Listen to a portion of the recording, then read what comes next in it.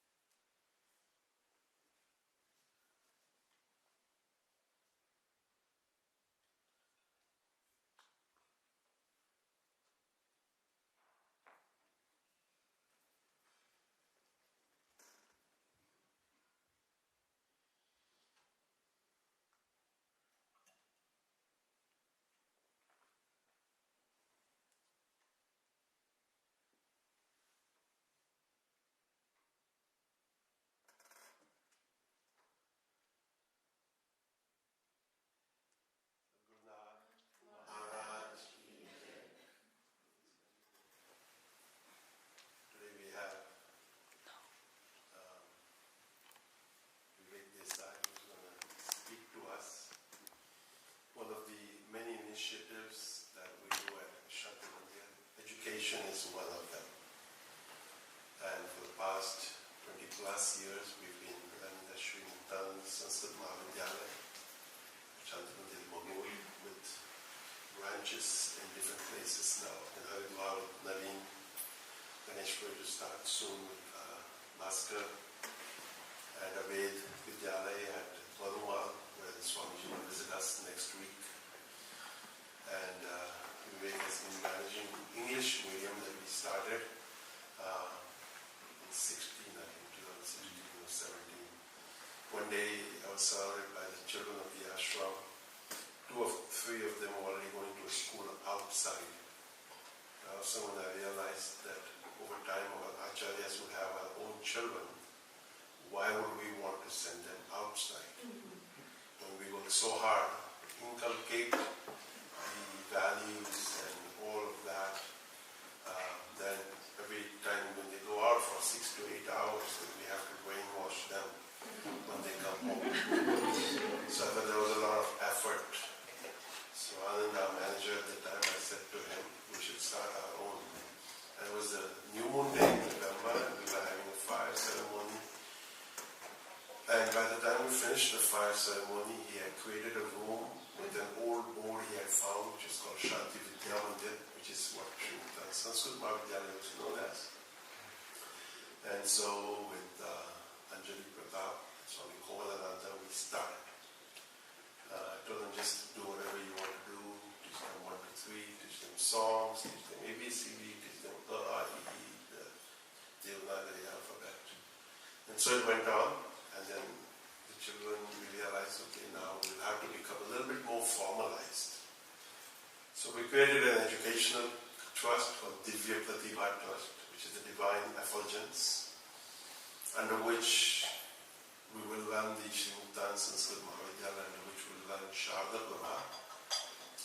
In Sharda, he'll explain that to you, Sharda Prabha, what it means. And the idea is that eventually we would like to open these types of schools in different places, or, as he will explain to you, come up with a system of program where we can train the teachers, where we can train the parents, and where we can train the children into a name that is come up with called Kosha.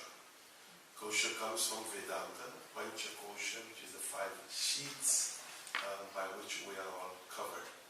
So for the last 3 years while he's been studying Sanskrit and doing all of that, because he's already educated from Princeton, as Mark said, you have to be smart to get a PhD from Princeton, so I guess he's smart. Mark was implying. So Vinay, you want to So he had all this education in him in microbiology, molecular biology. And so as he lived there, we put him to work to do something with the school to make it better, to how could we explain to the parents that we are trying to do something good with these children. Not just teach them ABCD, not just teach them the basics, but also give them values so they don't, at teenagers, take a gun and go shoot somebody. Teach them ahimsa, the principle of non-violence. Teach them the principle of satya, truth, honesty, straightforwardness, all of that which we hear in the Yoga Sutras. So, unknown to themselves, they'll be learning these qualities. Their fear and inhibitions of talking to anyone does not exist, especially for those children that live within the ashram. They can have a conversation with any aged person, which I think is wonderful, because it's a challenge when you're young to be able to express yourself. And so that's what Vivek has been doing, and now here he's staying for a few months to try and see if the schools of the United States and the education of the United States will be willing to take on this kosher program. So you've probably been getting some in your inbox, and he was just at Pennsylvania yesterday, about a 2-hour drive, and we were happy that he made it there and back. We gave him a car that hadn't been driven for 7 months. But that's how you find out how good the Princeton PhD graduate is. That you give him a car that's not been driven for 7 months. The windows don't go up and down, and it's got, it's been around the block. And so he made it there and back. So we distributed chocolate. Glenn said, "For what?" I said, "Because we made it there." She looked at me like, "What do you mean made it where?" So anyway, it was a joke. And so all of these challenges, I think, which many of us sometimes today, we don't understand this. I was listening to a musician, Ajay Chakrabarti, and another musician, Rakesh Chaurasia, asked him, he said, "Because you are the youngest amongst the eldest, I can dare to ask you this question. How does one remain in tune?" And one of his answers was fear. Fear. Fear of the elders. Fear of those whom you've learned from. Fear of those who are sitting in front of you. Fear maybe of the goddess Saraswati, for whom you are singing. And he said that about 2 or 3 times I think in this thing. He said, all these people take the harmonium, they take this automatic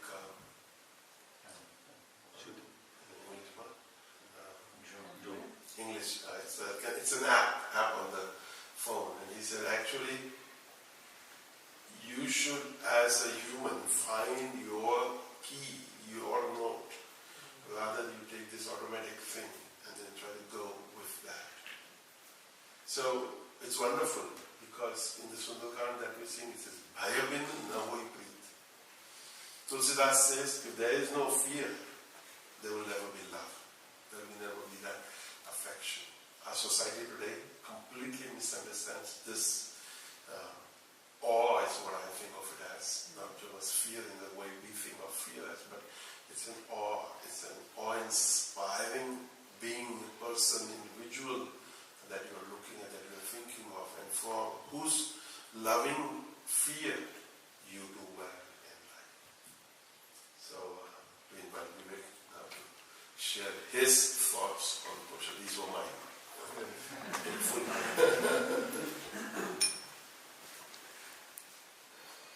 Om Sahana Bhavatu Sahana Saviryam Bhavane Tejasvinavaditamasu Ma Vidvishavane. Om Shanti Shanti Shanti.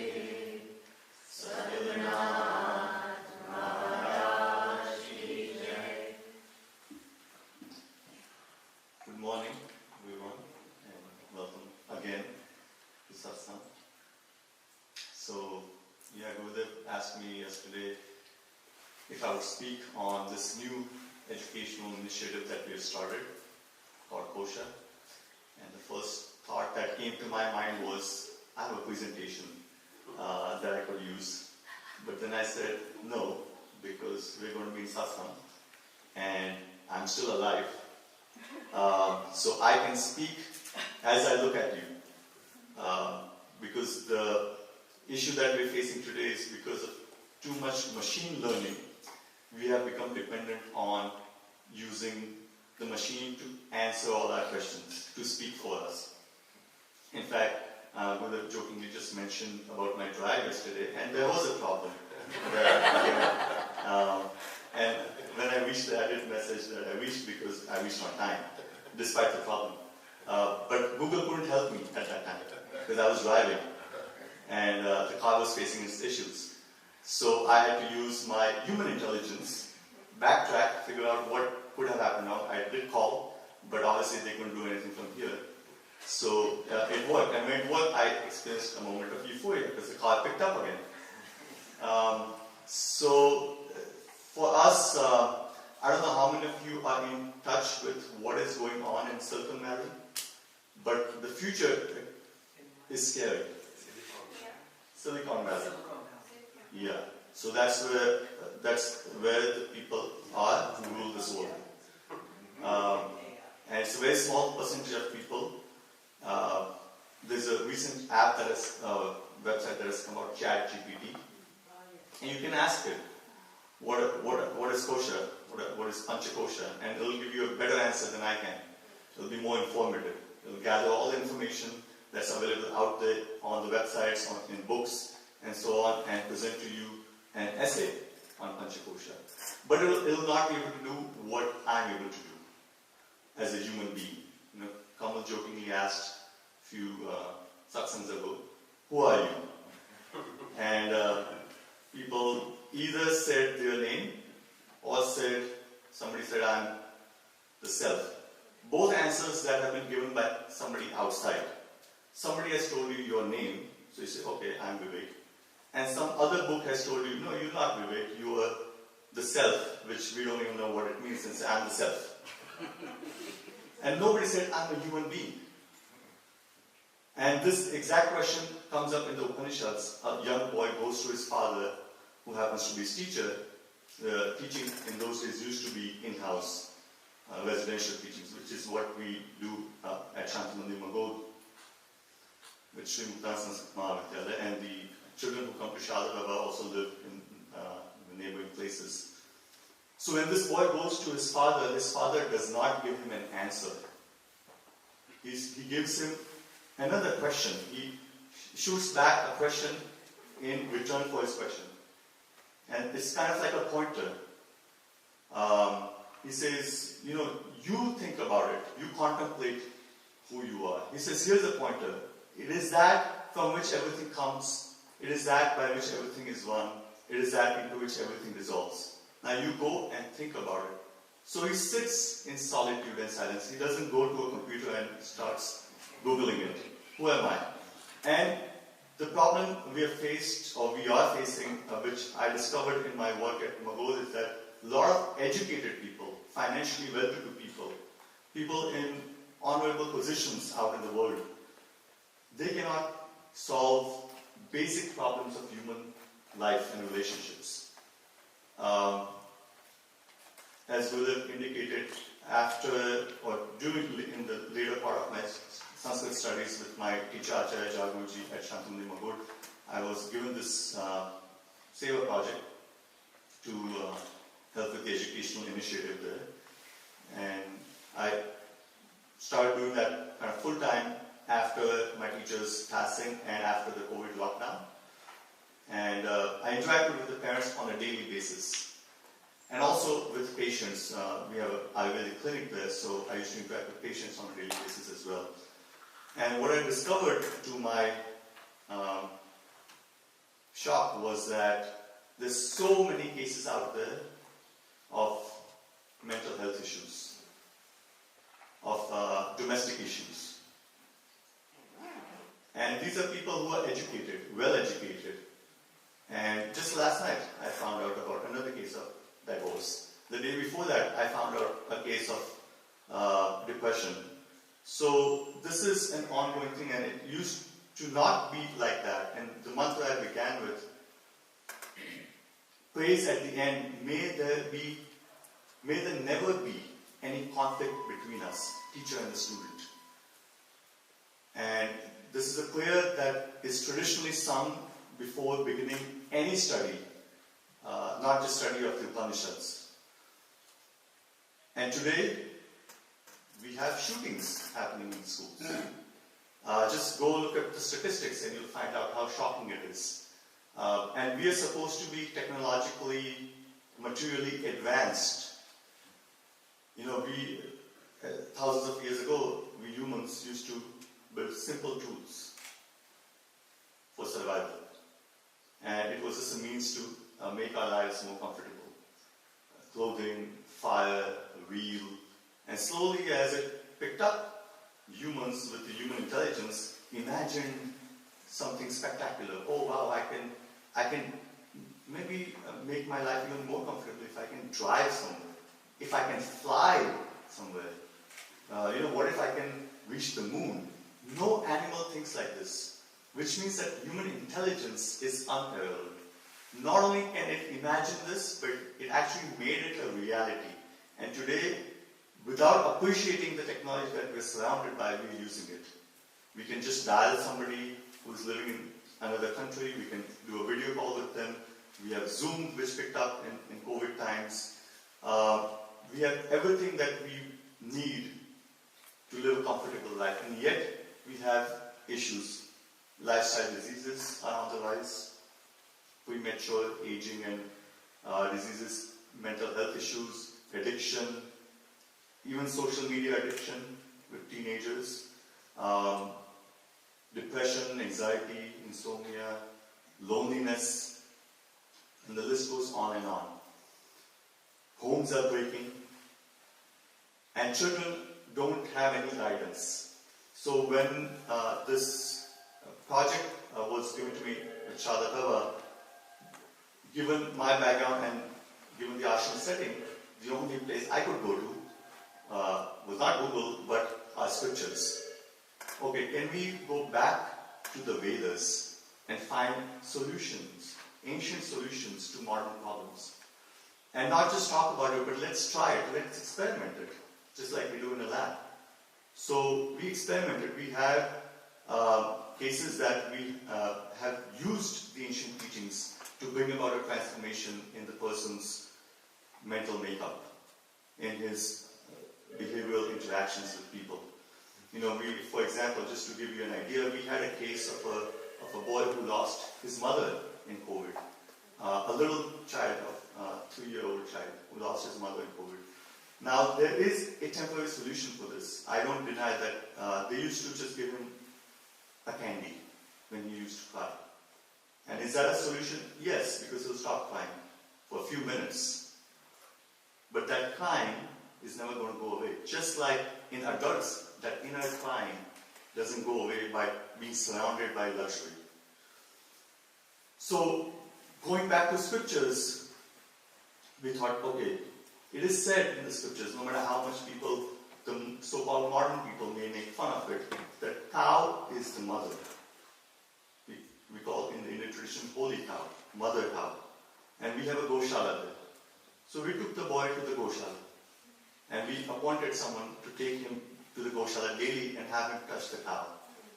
And within a month or so, that grief was overcome.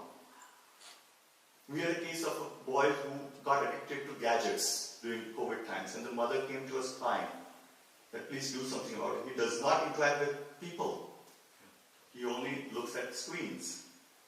And, you know, people make arguments like, yeah, it makes you focused.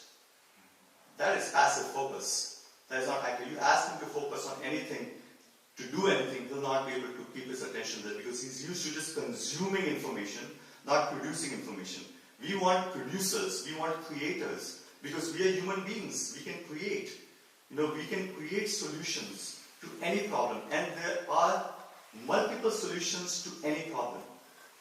So, with personalized attention, with personal care, with right guidance, we were able to make him come out of his social media or phone addiction in a matter of a couple of months.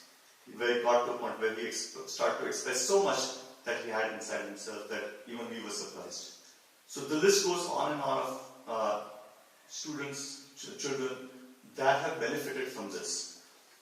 Then,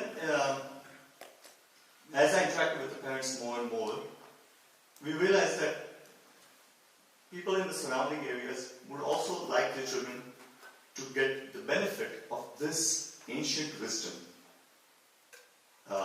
in the way that is being presented, relevant to modern times.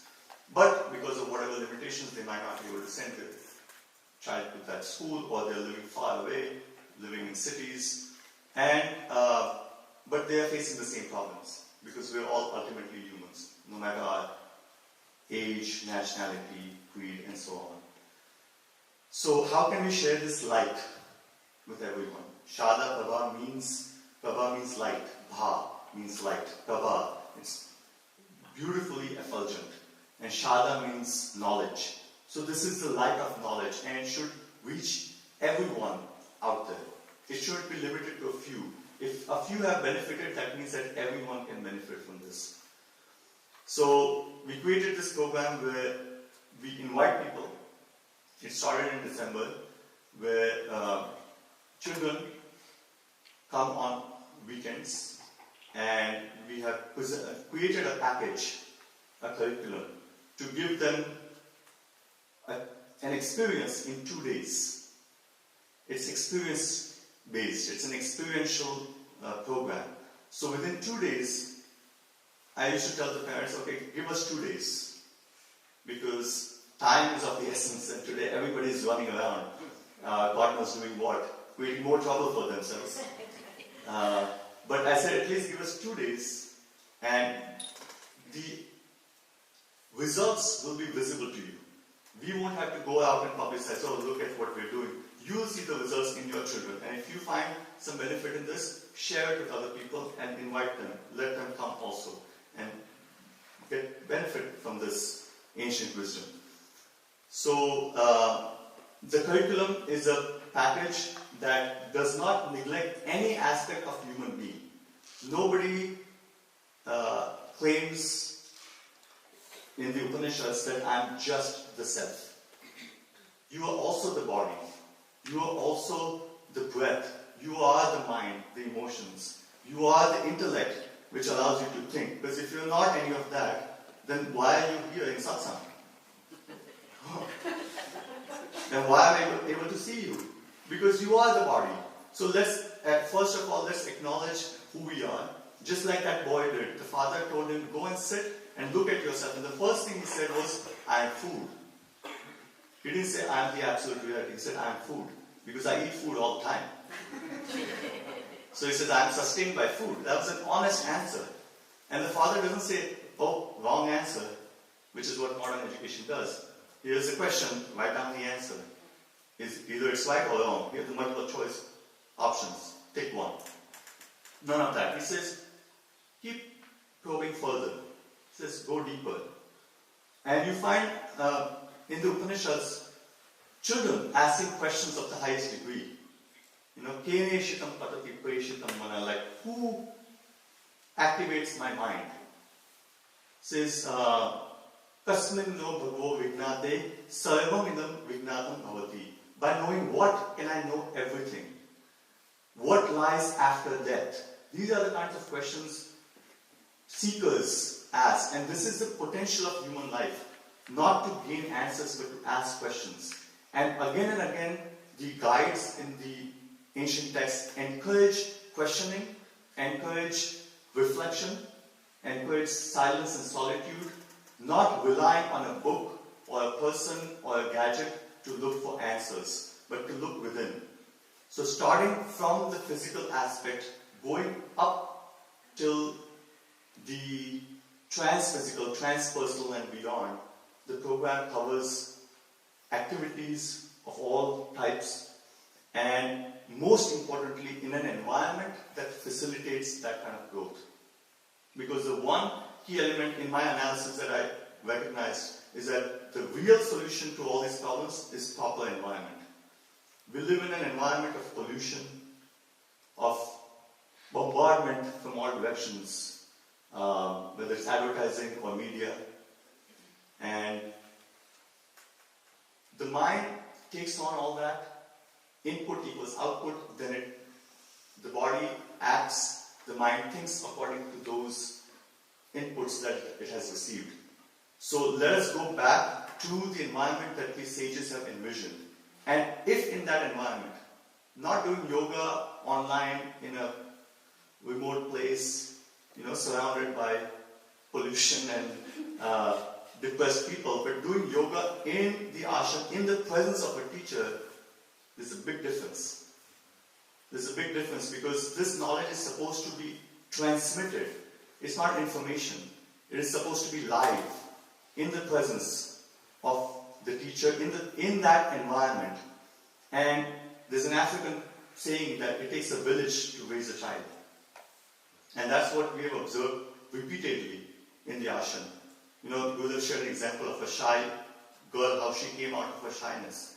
How a child who was gripped by fear took a moment of leap of faith and came out of that shell. That credit doesn't go to one individual. that credit goes to the environment.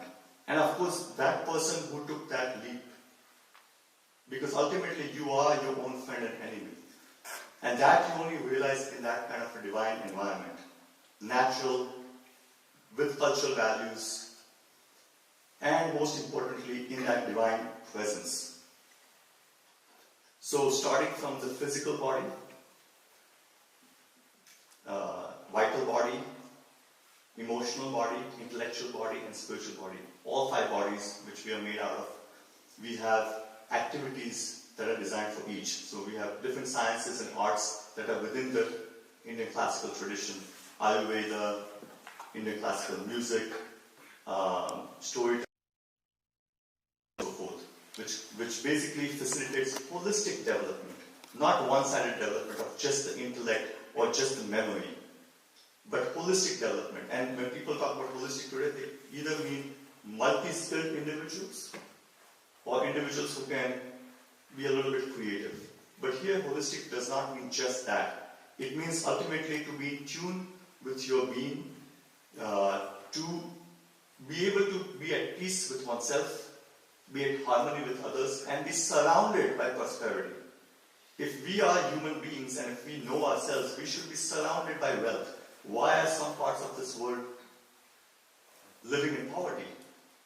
As Mahatma Gandhi had said, there's enough for everyone's need, but not enough for everyone's greed. So why, after being educated, after having so much, do people still succumb to greed and lust and hoard and keep some away from enjoying life to its fullest at all levels, not just at the spiritual level, but also at the material level.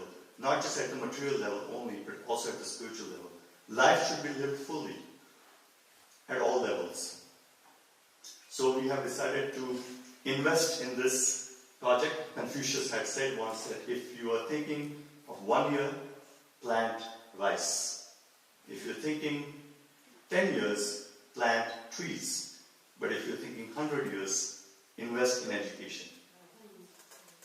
So, given Gurudev's guidance and presence, we think big, but we also act right now, right here. So we take steps towards fulfilling that vision of the sages of peace, harmony, and prosperity in this world.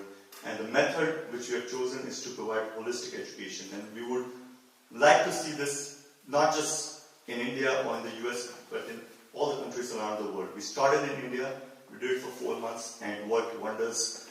So now is the time to implement it here, but Australia, Mexico, Argentina, and everybody who's watching online, whoever you are, this is a soft launch. So when it's launched with the website, you can go contact us and we'll be happy to share with you the curriculum, the method to do it, the method to train the teachers, educate the parents, and eventually that will impact the children and not just next generation, but this generation.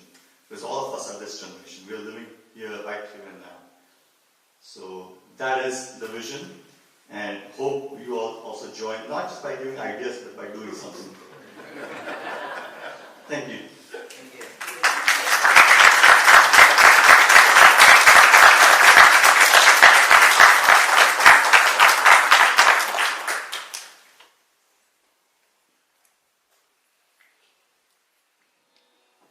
Spanish people are disappointed with one translation.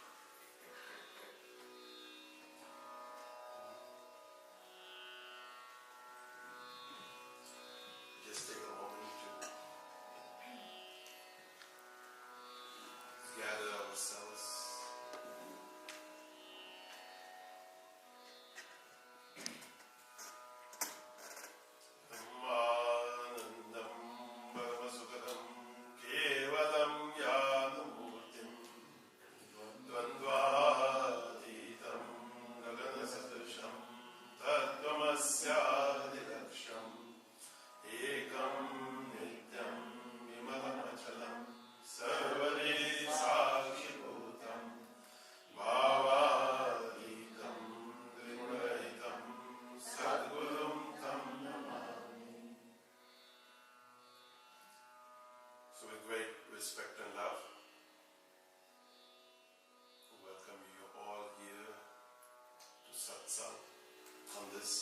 Sunday morning, on the 4th of June. July is next month. It's the full moon. Somewhere it was last night, somewhere it is just happening. And so, we thank Vivek for his thoughts and this, which has begun already. As he said, we invite everyone to actually begin to ponder, think, ask some questions. And we must all think of what I can do. For anyone who thinks, what can I do? I simply say what I've read. Spend some time with a mosquito in the room. You get that? It's a little thing, but can create havoc. Can ruin your whole night's sleep.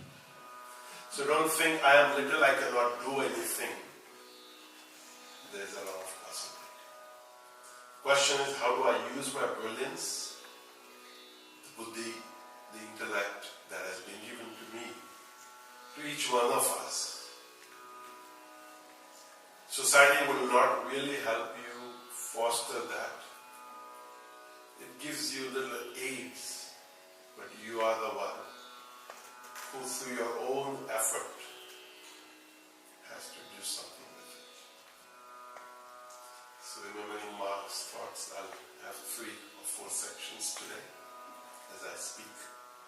First, I'll begin with a story. A father is reading the newspaper and his 6-year-old daughter is sitting near him. She wants his time. But he's too busy reading his newspaper. So she tries to ask him for his time. And in his paper he has an advertisement of a world map. So he tears it up, gives it to her and says, put this together. And he thinks it will take a long time to find all the countries and put the paper together. But in 5 or 10 minutes, the young girl is done. The father is surprised. And she says, Daddy, I can see the look on your face. She said, when you were reading the newspaper and you were tearing, on the back was the face of a man. The face of a human being. So I put together the face of the human being. Because I know what a face of a human being looks like. I don't know where all the countries in the world are. That would have taken me a long time. So the storyteller tells us, let us pull ourselves together and the world will come together. Let us pull ourselves together and the world will come together. There's a poem by Rabindranath Tagore. Where the mind is without fear, where the mind is without fear and the head is held high, where knowledge is free, where the world has not been broken up into fragments by narrow domestic wars, where the world has not been broken up into fragments by narrow domestic wars, where words come out from the depths of truth, where words come out from the depth of truth, where tireless striving stretches its arms towards perfection. Tireless striving stretches its arms towards perfection.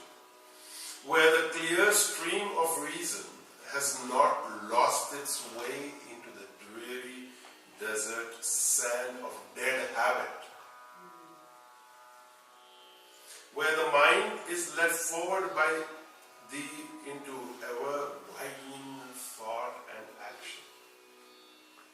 Where the mind For those of you who study Shaivism, Ichha Shakti, Kriya Shakti, Jnana Shakti. The willpower, the power of action, the power of knowledge, into ever-widening thought and action, into that heaven of freedom.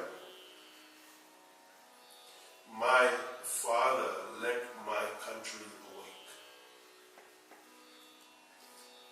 So what we just talked about was started almost 100 years ago by Rabindranath Tagore in or near Calcutta, a school called Shantiniketan. So this vision is not new.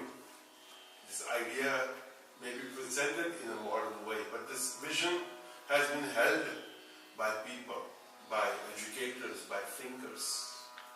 I often share with people that 100 years before this form was born, in 1862, John Borden bought this property with the vision that his friends from New York City would come to have retreats here.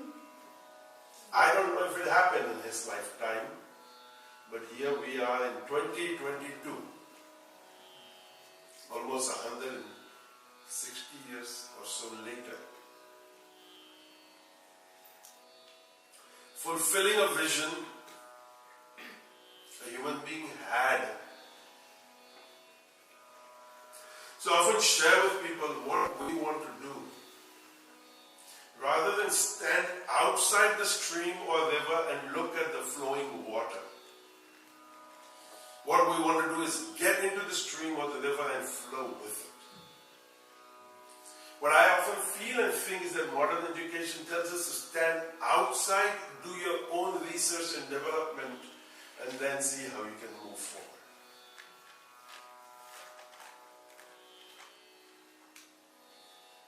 And the mantras we sing currently from the Rigveda, it says, Samgacchadvam samvadadvam samvo manamsi janata.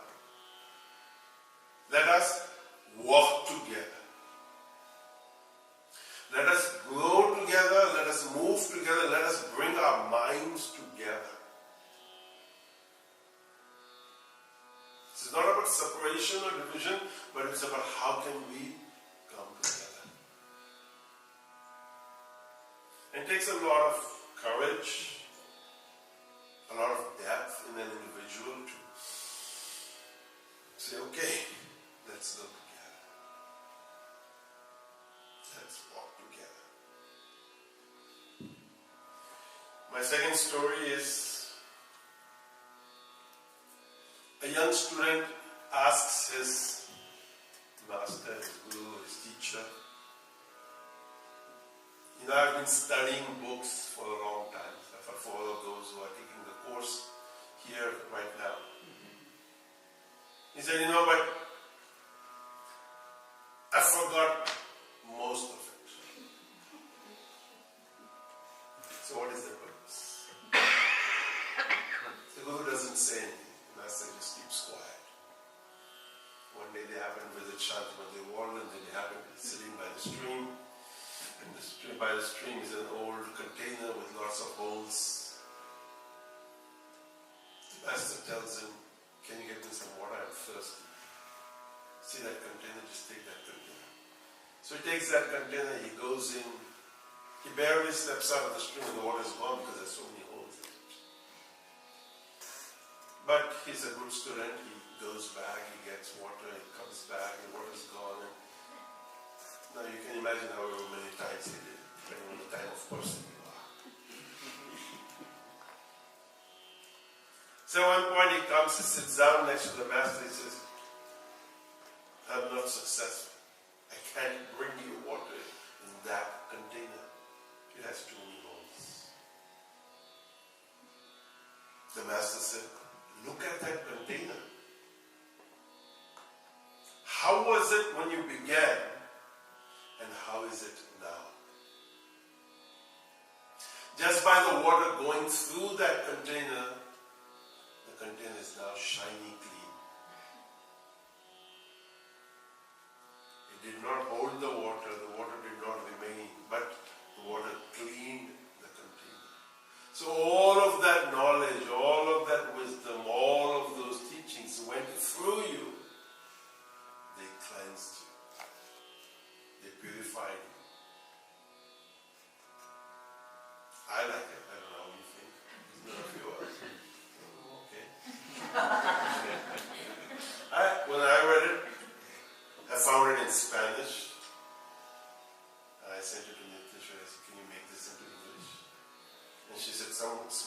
funny. I said, don't worry, I'll fix it. Because the person must have found it in some other language, converted it into Spanish. And ultimately, whether it is a container, whether it's a glass, whether it's, the point is, cleanse yourself, purify yourself, uplift yourself, bring yourself together. Don't cut up and divide. So think, ask, wonder, how can we do this? India, for example, had the largest railway accident yesterday, where 3 trains ran into each other. 300 or so of people officially died, 800 are wounded, but these are governmental statistics. How much really happened, we don't know. And what really happened, we don't know.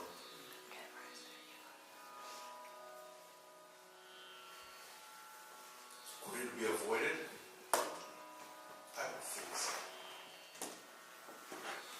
But then, each human that is serving his purpose, the typical answer is, I'll be careful next time. I will be careful the next time. I say, no, you have to be careful every time. You have to be careful every time, because it's only when you're careful every time there will be no next time. But the way we've been trained, we say, आगे नहीं होने दूंगा. I will make sure that this does not happen in the future, but it would not happen in the future if you begin now. So when I think of Satsang and what it does, I think it teaches us to be now, here, in this moment, present, current. Forget the past, because you cannot change it. Forget the future, because there's nothing you can do about it. If there's anything I can do, it's here and now, in this moment. Whether it's my child, whether it's my spouse, whether it's my friend, whether it's my whoever, myself too. And the answer I often give to people, you'll find a quote on the net. The doctor says, give love. And then you ask, what if it doesn't work? So the doctor says, simply double the dosage.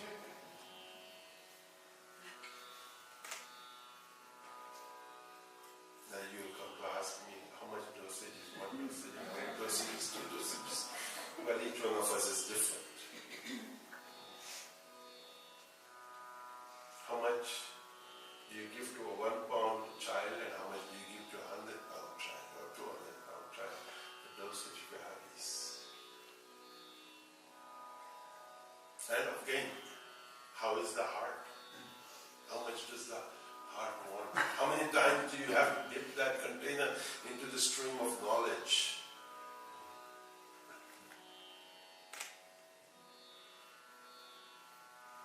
I love a poem, it says, Satguru Dware Pe Gajab ho gaya.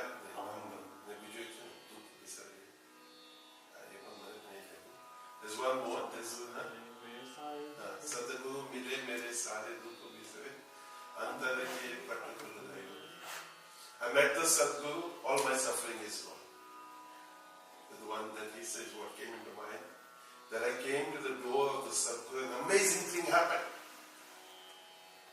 I came to realize I am the Absolute, I am Brahman.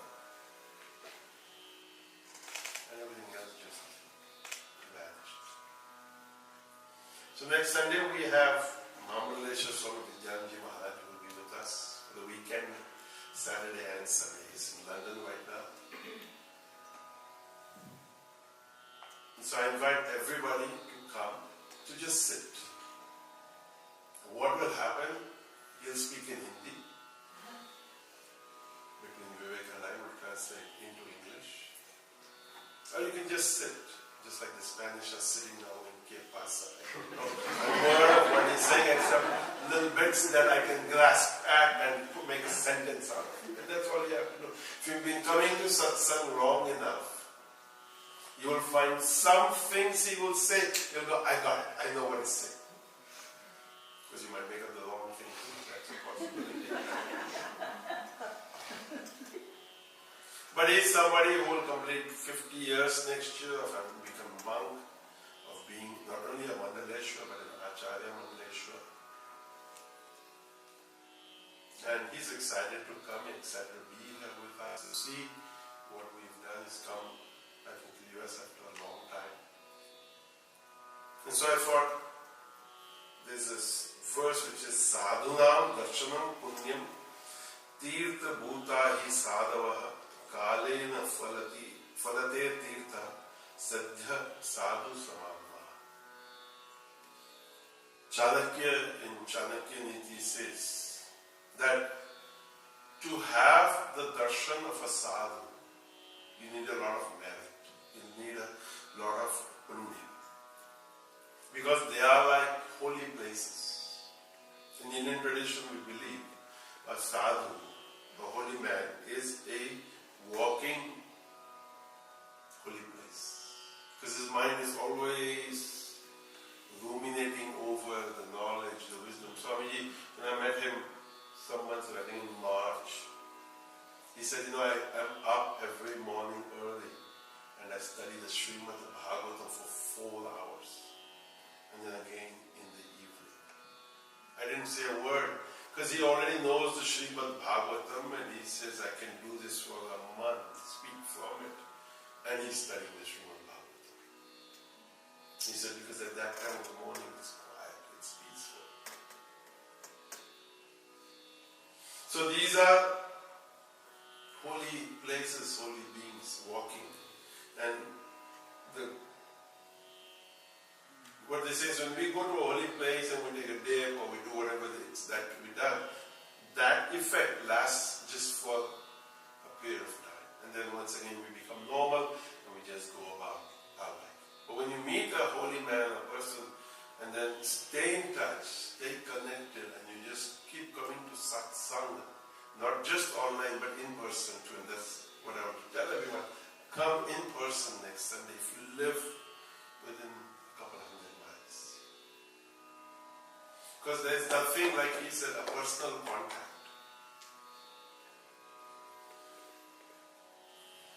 Baba Muktananda would say, a machine is only as good as the person who made it. A machine, I don't know how many machines existed in Baba's time, but he said it's only as good as the person who made it. So the brilliance of a machine, how good is it? It's not any more brilliant than the human who made it. So that means again, think of how brilliant a human being and his or her possibilities are. It can, you ask, whether it's Siri or Alexa, it says, I don't have the answer to that question. I don't remember now what the question is or was, but it says, I can't help you with that. But a human has the creativity to make up an answer. True, right, wrong, false, that's besides the matter. But you have that ability in that moment. Alexa does not. Siri does not. I don't know what ChatGPT ever used to. But all of these machines have their limitations. We are consciousness, and the sage has come to that experience of I am consciousness. So, Kalena Falati Tirtha Sadhya Sadhu Samadhama. Whatever you do at a holy place, okay, over time, it may bear fruit. But the company of a holy person bears fruit immediately. So in the Indian tradition, we go even today, sit in their company. And somewhere along the way I found a story written by some lady named Bharti Sharma. She was from the same part of India that Kalita is from, Konkani. And a lot of people from that area, from Karnataka,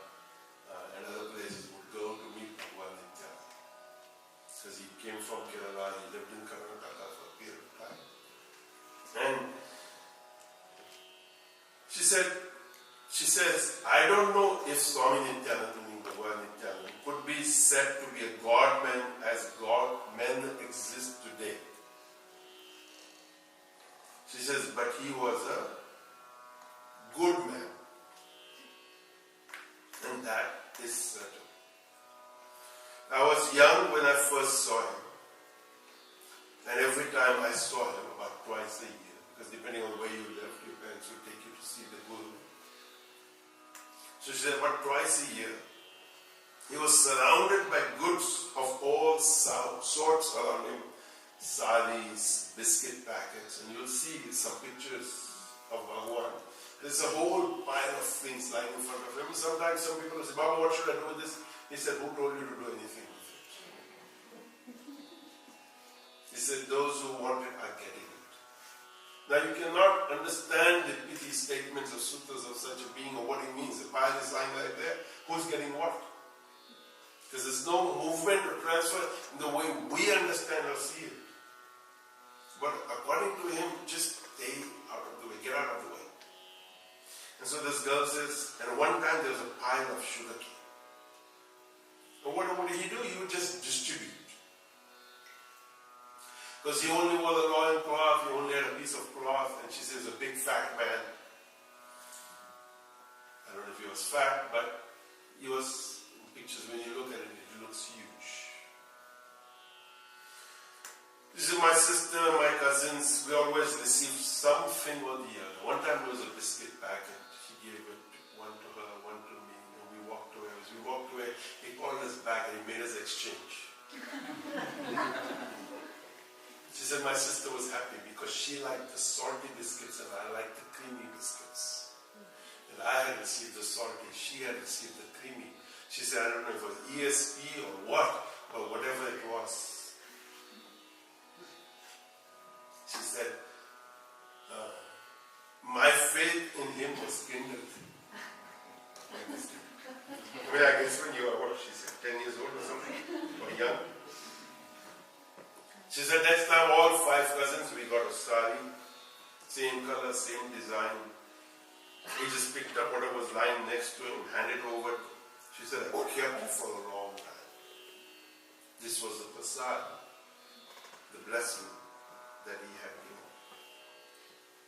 One day he gave us a glass of cold sugarcane juice with ginger. It was cold and refreshing, a hot summer day. And she said, my uncle and father lay an envelope of money at his feet and I wonder who received that. So you imagine a child's mind is always thinking, what happened? He gave it away, but who did he give it to? Who got it?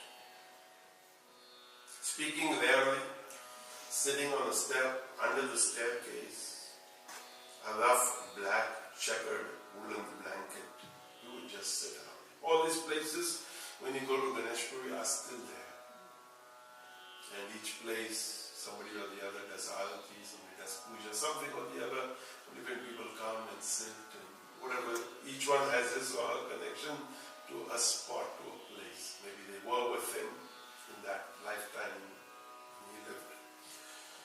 And then she said, silence prevailed most of the time and we came back with a sense of peace. Which even I, as a 10-year-old, realized was precious. When he spoke, it was to the point. My grandfather was ill and in the hospital with cancer, and my grandmother had gone to him in search of some word of hope and solace, perhaps. And in their language, in Konkani, he said, Te sharir te marta ronu prajena, meaning, that body will die. So no need to feel sorry for that. Because what's going to die is the body. I am the Atman, the self, and that does not die. So just do your duty. So think of this often when somebody is dying in your family. It's so difficult because we want to hold on to that person, to that individual. And the sage says, what is dying? It's simply the body. And the body, if it is born, must die one day. You cannot delay that process. And don't delay that process, because you will suffer and they will suffer, they will suffer, and you will suffer, and you will only be praying in your head, when will they go? And there comes a moment and a time, and you have to in that moment say, go, and they are gone, and you are free. They are on their onward journey, but your attachment holds them back. So she says, my grandmother nodded, because you couldn't talk much to him anyway, wiped her tears, fell at his feet. We went home. My grandfather died a few days later. My grandmother came from the hospital, then went to another hospital to look after her pregnant niece who was motherless and who was now about to become a mother. Such was his quiet influence on our family.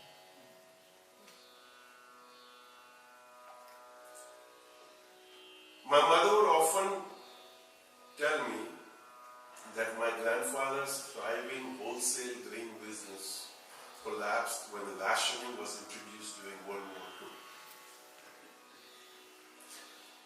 And nothing seemed right. They lost all they had. So since they knew Bhagwan, when he used to sit along the railway lines before he settled in Vajeshwari and Ganeshpuri, Bhagwan told the grandfather, go to the Thane station, which is a place in Mumbai, in the afternoon. Now I think of an instruction like this, and a logical person today would say, okay, who will I meet there? What will happen there? Exactly what time? He simply said, go to the Thane station in the afternoon. And people of those times, something about their education, upbringing, whatever you want to call it, he went, the grandfather went in the afternoon to the Thane station, and some man came to him with a bolt of silk cloth. You understand a bolt, right? A big roll of silk cloth, and gave it to him. And so the grandfather took that and sold it in the market and started his silk business, which flourished and sustained the extended family for about 30 years. She said we began to visit Ganeshpuri regularly in the 50s. Maybe to move closer, whatever the situation was, she doesn't say. She said we would go to the side door of the ashram. My uncle would call out her name. She doesn't remember the name. She said the man would open the door, let us in. We would all troop in, sit at his feet for an hour or two.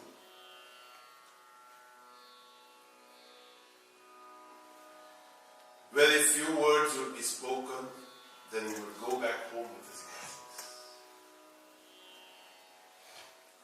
My mother often spoke of earlier times, possibly in the 40s when the ashram was not built, and he would stay in the corridors near the hot springs. My grandfather, grandmother would go there once in a while with my uncle, my mother, armed with basic provisions. It was a tradition which we saw even in Baba Muktananda's time. People would bring, somehow it was worked out. Those who came on Sunday brought something, those who came on Monday brought something, and however the system had worked out, everybody brought something else that was necessary for the ashram. And so the whole week went by, they came, they delivered their things, sat, had a chat, had a conversation, or in Bhagwan's time probably just sat, went home. We would today say, okay, it was a barter. I give him grain, he gives me blessings. We have two Punjabis here. The North Indians never come empty-handed. They'll bring fruits, they'll bring sweets, they'll bring nuts, they'll bring money. Because in the North Indian tradition, it is believed never go empty-handed. because you are going to get something. Satya sadhu samadhana. If in his company it is going to bear fruit, you might as well come prepared that you're going to get something. So, she said my uncle's thread ceremony was also done there because everywhere else would have costed too much money, so it was easy here.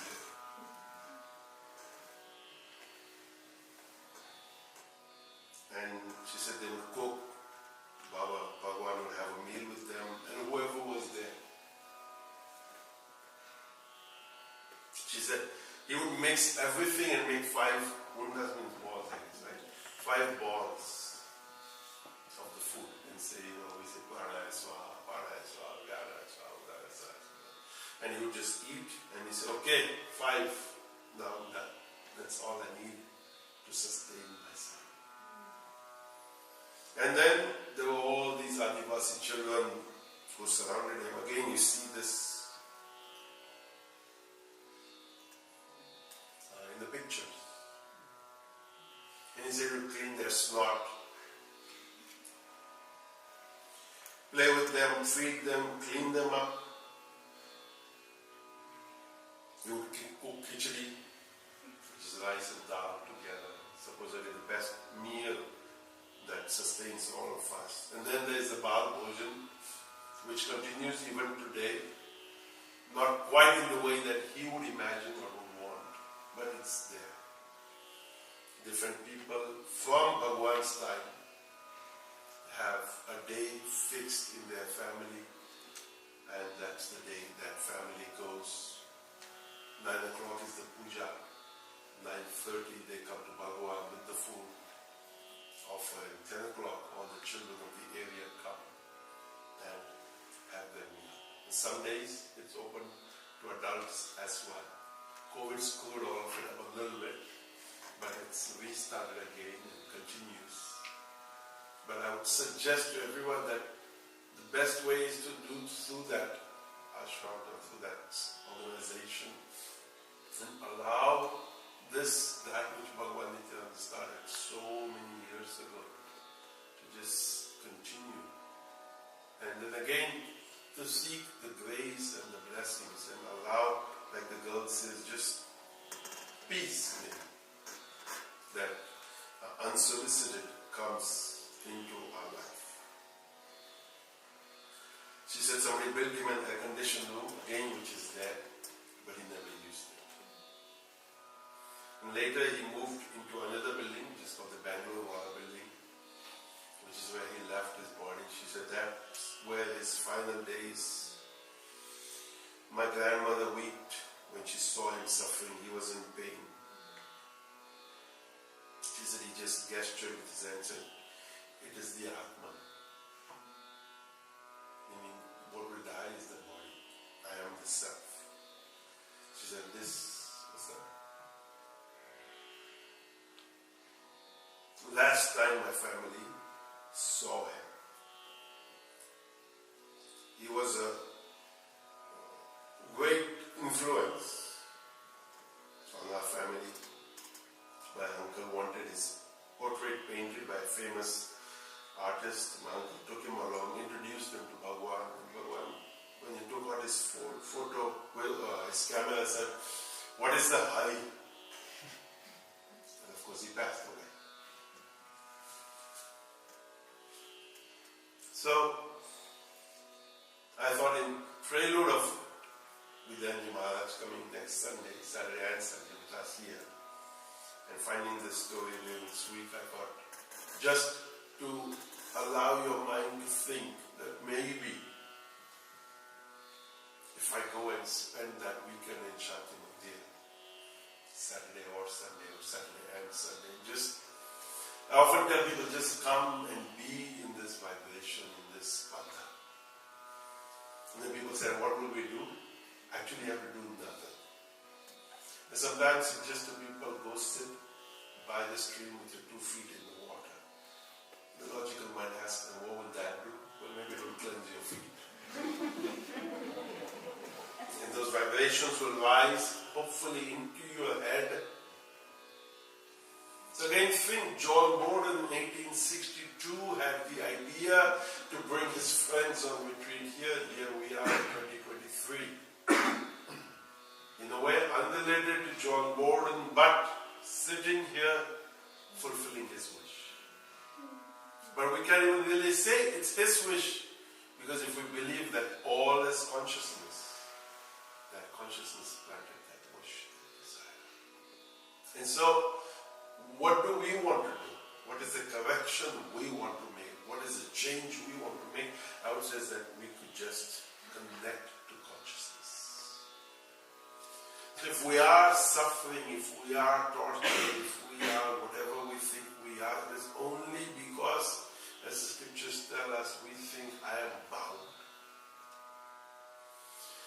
To change the thought process to think I am consciousness.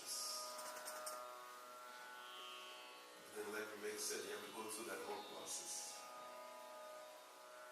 If you read the Nirvana Shatakam, it's Mano, Buddhi, Chitta, Ahankara. So first you'll have to find the mind. Then you'll have to find the Buddhi, the intellect. Then you'll have to find the Chitta, the subconscious. Then the ego.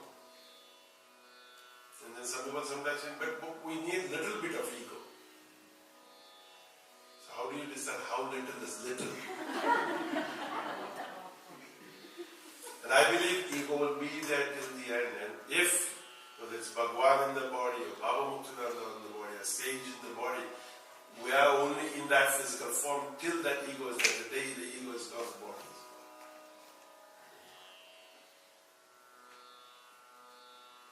So, to understand, maybe study the Nirvana Shatakam. And don't just, like he said, parrot it. I am not the mind, I am not the buddhi, I am not the intellect. I am not the son, I am not the daughter, I am not the mother, I am not the father. Which is what we all do. We are just parrots. So you'll have taken this course, you'll get a certificate next Sunday, you'll go, I got it! I know nothing. They've all spent hours, early mornings, with them, I need to get ready for today. And you also said, oh, I've got to get ready for today. I got to, when Mark went over the time, the brain is fried. And then you went overtime again in the afternoon, and she said, I got to go to bed at 8 o'clock tonight.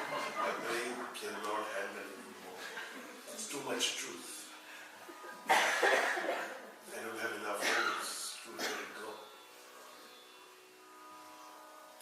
So, somebody sent me that a person with high emotional intelligence often finds themselves asking this question, why am I doing this?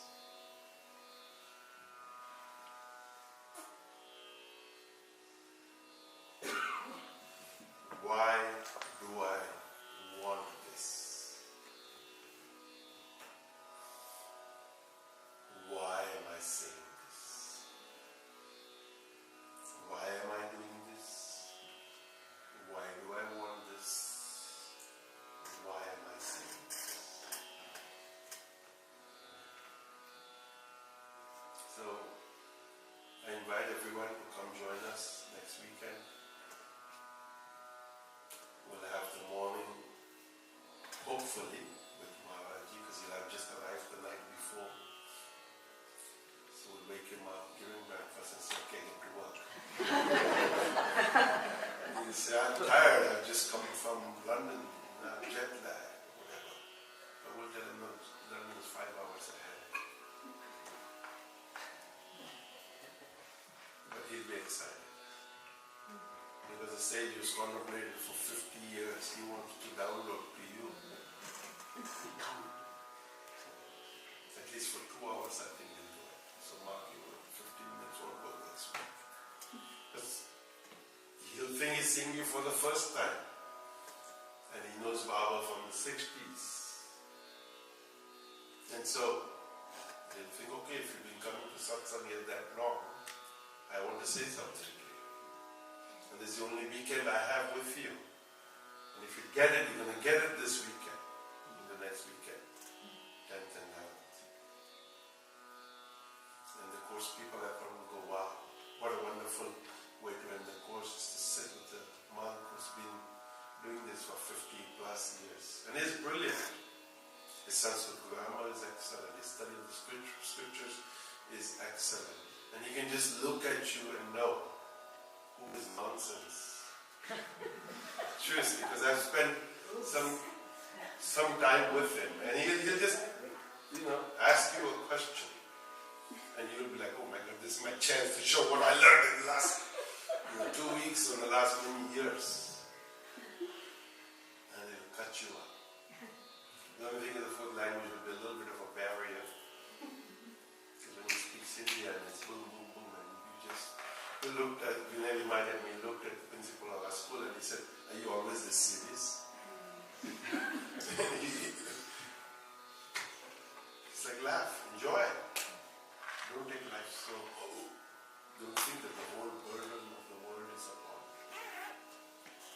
Many of us do that. Many of us think that, we get overwhelmed, we get flabbergasted. We think, I'm going to do so much. But the truth is, we've got to do nothing.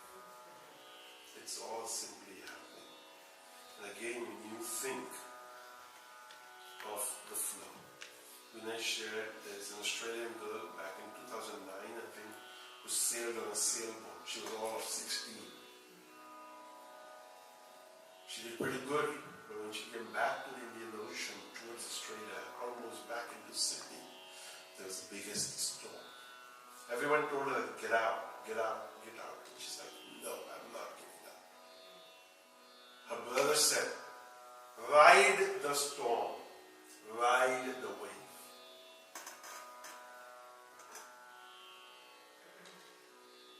Because the boat had an anchor, which in the storm before, at least in the movie, the teacher tells her to let that go and hold the boat in place. In this, the brother says, don't put that anchor out, just hunker in your ship, in your sailboat. The boat turns upside down. How long she stays upside down, I have no idea. And then she rides the wave and the boat comes back up. She contacts home, wherever she contacts. And there's a whole abroad, she's alive. So when she pulls into the Opera House in Sydney,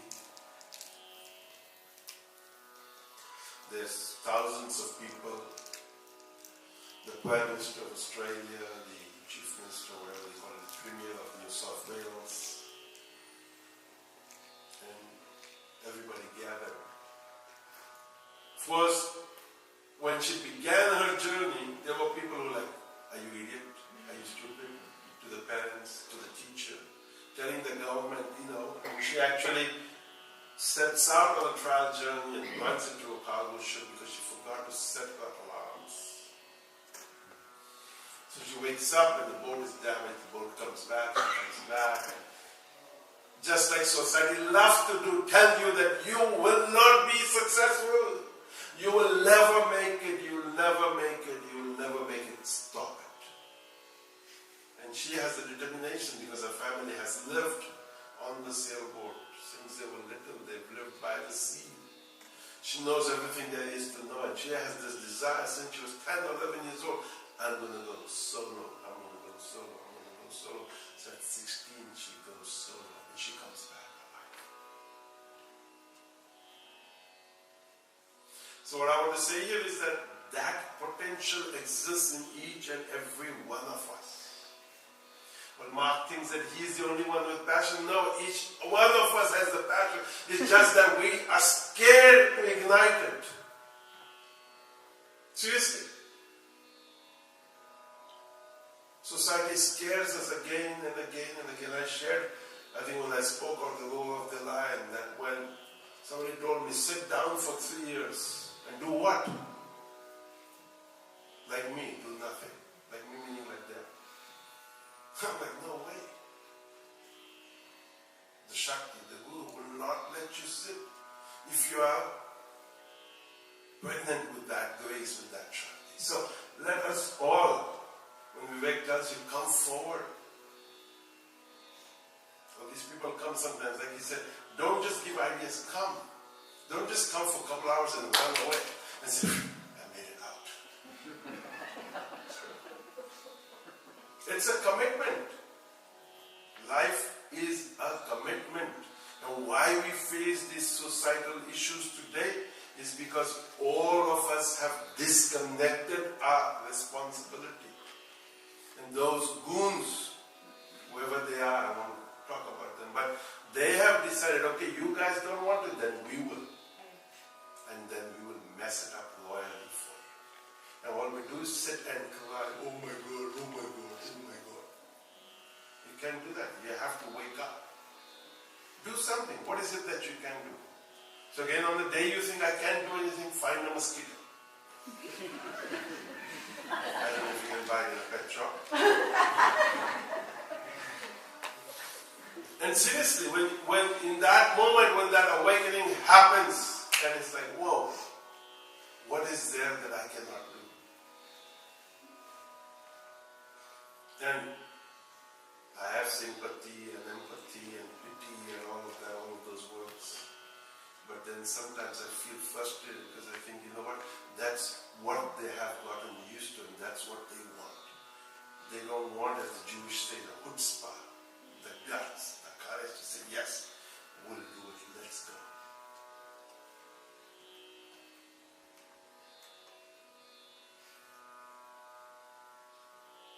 Oh my God, what happened to me? Nothing, I'm fine. But I just think so often, so many times, because you get emails, from people, what are you doing? So I often joke with everybody, I run 4 ashrams. I said, that's what I'm doing. And one ashram has over 300 people living there. And I just got a message from them a little while ago, and he wrote, okay, so there are students who graduated from the 12th grade here, standard in India, and now they have a choice. Do they come back to Shanti Mandir, or do they just stay at home, go to some other college, some other university? Because coming back to Shanti Mandir means they got to be up every day before the crack of dawn. The schedule this year is ready by 5 a.m. To either go to the temple, or go to yoga, or go to study. And that day ends at 10 p.m. at night. So the only time they have is from 10 p.m. to 5 a.m. That's what, 7 hours. In that, they have to sleep, and then the rest from 4 a.m. when they wake up till 10 p.m. at night is just go, go, go. And the purpose of it is not to torture, the purpose of it is to create that human being who will have the chutzpah and the guts and the courage. So now, one of them has come back. He's very happy to be back. One of them, his father has ambiguity about his future, and that ambiguity has washed on to the child. And so the child, who was doing really well, but now the father and his fears, which is what we all do, is put our fears onto the child. And another lazy boy, one of Vivek's favorite, Bhaskar, not the Bhaskar that everybody knows, Bhaskar, that yes, certainly yes, he's also decided, I'm not coming back. So we'll see who shows up. So, everybody thinks bring. Yes, we want to bring, but we don't always want mosquitoes. And we don't only want those who make noise and trouble. We want those who have also the ability to be creative, the ability to be active, the icha, kriya, and the willpower within themselves. Krishna's power that Luca is coming to Satsang. He's been coming to Satsang, but now he's coming of his own to Satsang. Right? That's what you said. Coming to Satsang. So you said something like in disguised words. But because parents don't want to really give the truth away either. And then, like I'm saying now, because many people tell me, don't say it in front of everybody. I say, but you know what? The truth is, you've gone and told everybody at the dining table, or in the parking lot, or when you walk. And so I'm just saying to everybody the one statement that you have already told everybody, that Luca is coming to Satsang. So now everybody knows, who is this Luca?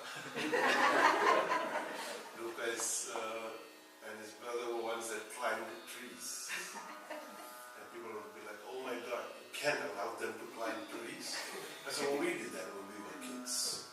I won't do that now. A little bit heavy, a little bit not sure, but back then I was also just as sure-footed, and I did that. Did you fall? Of course you fall. But that's when you learn to rise. That's when you learn to get up, stand up. What do we do as parents today? No, son, you cannot do that. Then it's like Larry's story of Johnny don't. So those who have worked, tell those who have worked, because my 15 minutes is up. It's 12:15 now, so I began at 12. A little bit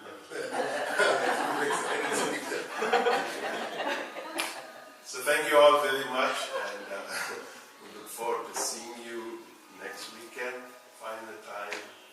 The schedule is posted. The schedule is there on the places where you get your schedules. And just come, sit, enjoy.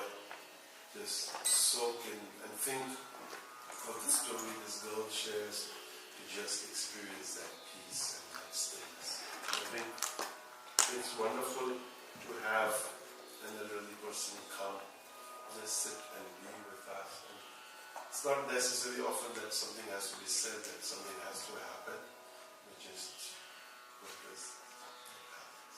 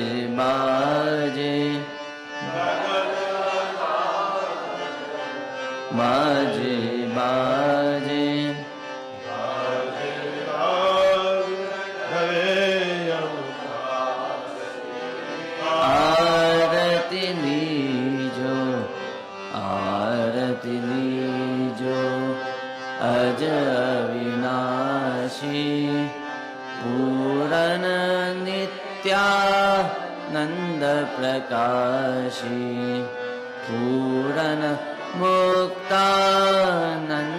प्रकाशी आरती लीजो ओम। चार प्रकार के अन्न पाला सोई तेरो भोग रसाला। चारों ओर के अन्न गोपाला सोई तेरो भोग रसाला। लोक चतुर्दिश मंदिर तेरो लोक चतुर्दिश मंदिर तेरो घट घट आसन आरती लीजो आरती लीजो अज अविनाशी नित्यानंद प्रकाशी पूर्ण मुक्तानंद प्रकाशी आरती लीजो महावाक्य वेदन के जो है सो देवो चरणामृत सो है। महावाक्य वेदन के जो है सो देवो चरणामृत सो है। सद्गुरु पुजारी देव चरणामृत सद्गुरु पुजारी देव चरणामृत।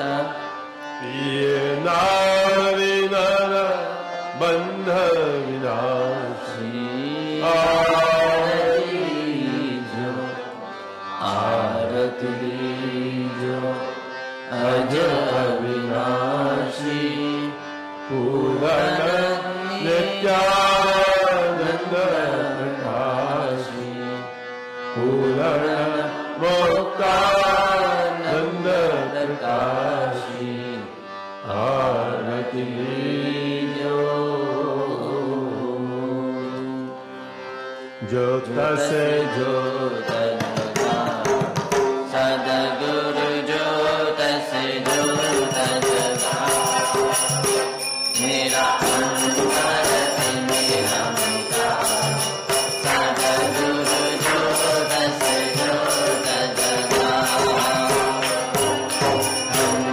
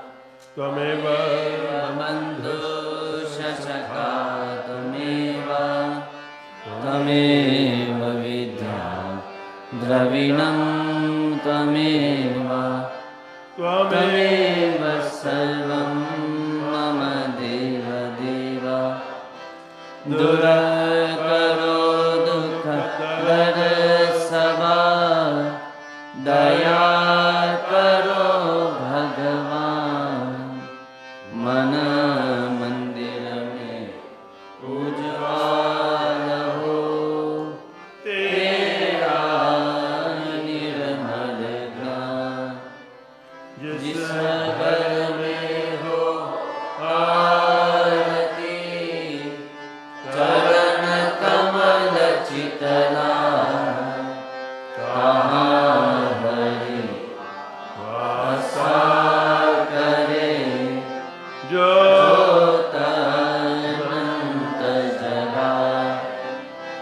जहाँ भक्त कीर्तन करे बहे प्रेम दरिया तहाँ हरि श्रवण करे सत्य लोक से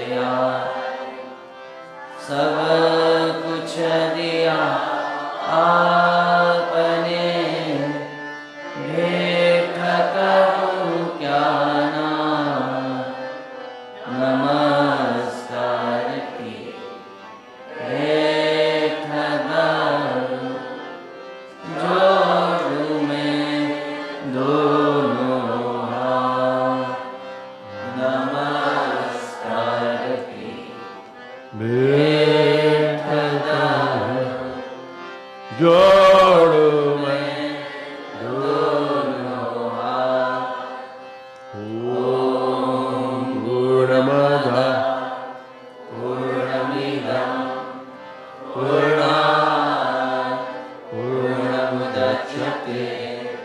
पूर्णस्य पूर्णमादाय पूर्णमेवावशिष्यते ॐ शान्ति शान्ति शान्ति सद्गुरुनाम